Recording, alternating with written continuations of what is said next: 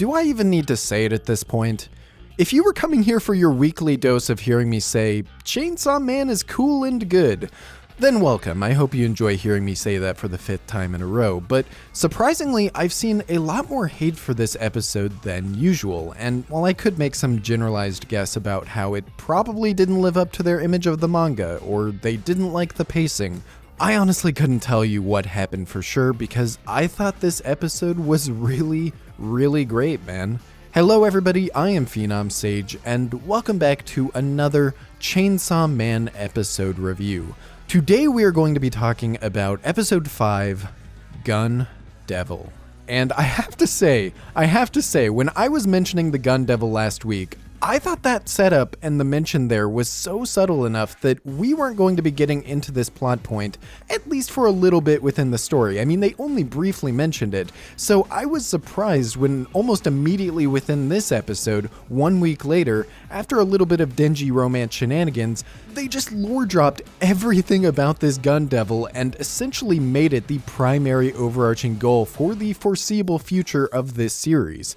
I really don't think we're going to see the Gun Devil anytime soon, considering how many steps it seems it's going to take to actually get there, but I did really like that we've gotten all of that setup out of the way now, so that there is some kind of goal to aim for in the future. And having goals seems to be a theme of this series, because I will talk about the Gun Devil in more detail in a bit, but first things first, I really do want to zone back to those Denji romance shenanigans, because I will say it feels pretty good whenever something in this series vindicates something that I have mentioned previously, and this episode may just be the strongest example so far of what we have been talking about with Denji's dream and Denji's motivation. Because in this episode, at the very beginning, Denji has accomplished his goal. He's squeezed some boobs. He squeezes them 3 times, in fact. What more can you possibly ask for?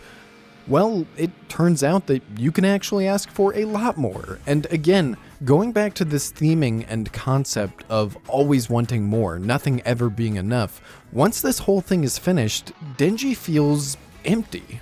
This is the dream that he was so serious about before, and yet once he finally achieves it, he legitimately says, that's it.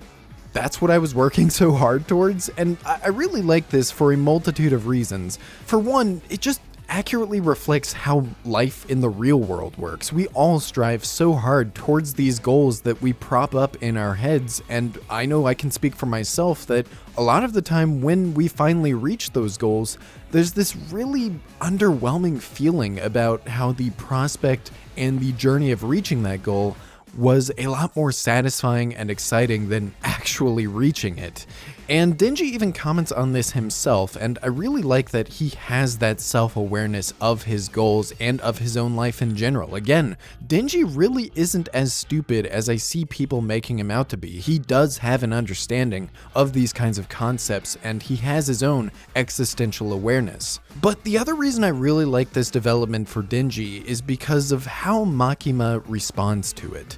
Naturally, because she sees something interesting and powerful in Denji, and because she's trying to keep him as close and under control as possible, she ends up manipulating him in this episode in a really compelling way that ends up making him forget about this idea of that inevitable disappointment when you reach that goal, and instead of letting him just wallow in that existential depression, she distracts and tools with him in a way that shifts his focus to a new goal and a new drive that is pushing him forward.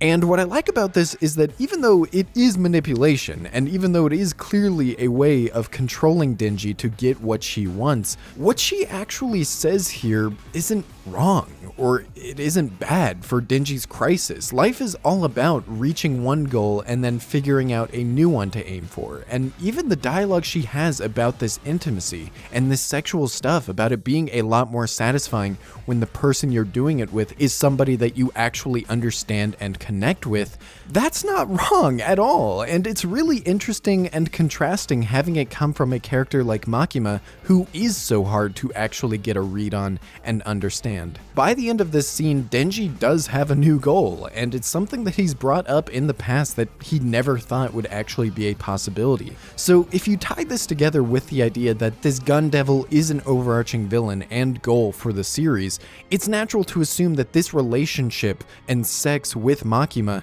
is also kind of an end goal for the series. Whether Denji will actually be happy with that goal by the end or not, if this is what will truly give him satisfaction, I have no idea, because you would assume it wouldn't, not only because of that theme of nothing ever being enough, but also because Makima is clearly a very twisted and manipulative person that I really don't see Denji being able to have a relationship with. Another smaller thing that I also liked about all of this Denji stuff is that later in the episode, when this full group of devil hunters is off on their mission at this hotel, this character Himeno ends up making a deal that whoever ends up killing this demon will get a kiss on the cheek from her, and Denji is initially pretty flustered and tempted, but we've got character development now, baby. Denji has his eyes on one goal and one goal only, and I thought that was a nice little character moment for him to kind of reject Himeno's offer. But then Himeno ends up playfully taking it one step further, and Denji reverts right back to who he was before. And you might call that character regression. I call it human nature. It's cool how it portrays Denji as someone who is still willing to chase after short-term ideas of pleasure, and I don't think that aspect of him will ever change even at the end of this series. And one thing that really brought all of these things together in a really effective way was the production. Now, I know you guys are probably sick of hearing me talk about production, but I do briefly just want to applaud how the intimacy between Denji and Makima, and even Denji and Power at the beginning of this episode, was portrayed, because it really sells you on this idea of Makima being able to genuinely kind of brainwash Denji because of how well she understands him, and she has this masterful level of seduction she's able to use in really subtle ways. And it's this episode that's also really making me like Makima's voice actor as well. I always thought that she was good, don't get me wrong, but it's this episode that is really showing what she can do with some of this dialogue that is just hinged on how it is spoken and how it is conveyed. And intimacy aside, the production is still just really, really good in general. I loved all the little touches throughout the episode that clearly have double meanings and give ominous vibes at this point in the story. The cross imagery over Denji, the stamper leaving a trail of blood-like ink. It's just really, really cool stuff. I can't tell you how much of it is foreshadowing and how much of it is just cool imagery that the anime staff wanted to put in, but I love watching this series visually because you can tell a lot of thought just goes into every single shot. Gun shot. See what I did there? Okay, let's segue to the gun devil now, because I don't have a lot to say about it at this point in time. Clearly, we're still getting a grasp on what this thing is and how to find it, but I do have some observations based on some interesting stuff that was shown in the episode, but also some interesting things from the manga that were shown to me. And the most interesting out of those, I think, is what this devil actually is, because despite the massive lore drops, despite the wealth of information we now have about this thing, we never actually see what it actually looks like. And I think that is very cool. I like building up the mystery and the suspense, but I also really like just how this devil is portrayed in this setup. It's less like it's an organic, sentient being like we've seen with all the other devils, and more like it's just this force of nature, like it's an actual tsunami or just this weather phenomenon that unconsciously blasts through anything it reaches. And I don't know if that is the real nature of what this thing is, but it is a really goddamn fresh take on a devil compared to the usual kind of baddies that we've been facing so far. Like I mentioned before though, there's also something from the manga that was cut from the anime that contributes to this idea even more so. In the anime, they simply just tell you that he was able to destroy a ton of stuff and kill over 1 million people in less than 5 minutes. That's very intimidating, don't get me wrong, but 2 manga pages I was shown actually go a bit more in depth with the actual logistics of this destruction. China, 37 seconds, 316,000 dead. Canada, 7 seconds, 8,000 dead. United States, 124 seconds, 500,000 dead. Hawaii, 0.4 seconds, 800 dead. Japan, 26 seconds, 60,000 dead.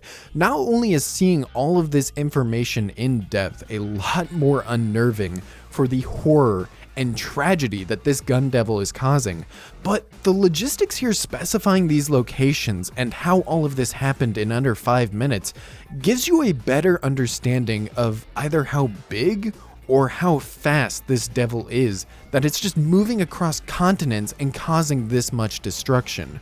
And the amount of time in each place is seemingly random and turbulent, which again gives credit to this idea of the gun devil being more of this irregular force of nature rather than a conscious effort made by a sentient being. During this time, though, we get a look into Aki's backstory, and I really do want to give a special shout out to both Aki and the new character who got a lot more screen time this episode, Himeno. Both of them, I thought, really shined a lot in this episode, and you can tell that both of them, compared to everybody else in this group, are really experienced, which means they're also very jaded and very cynical.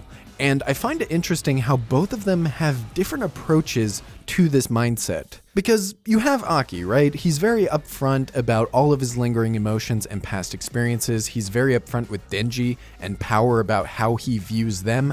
Whereas Himeno has this contrasting, bubbly, outgoing personality that kind of deceives her past and the stuff that she's gone through herself. I know this is a very weird, out there comparison that some of you may not even understand, but what I'm getting from Himeno's character in this episode reminds me a lot of Yellow Diamond in Hoseki no Kuni, just that kind of existential weariness that they're both trying to cover up with this fake positivity. Just really enjoying both of their characters a lot. I loved Power and Denji this episode and how big of dorks they're acting like. Some cool lore with the gun devil and how devils themselves get more powerful through fear of other devils.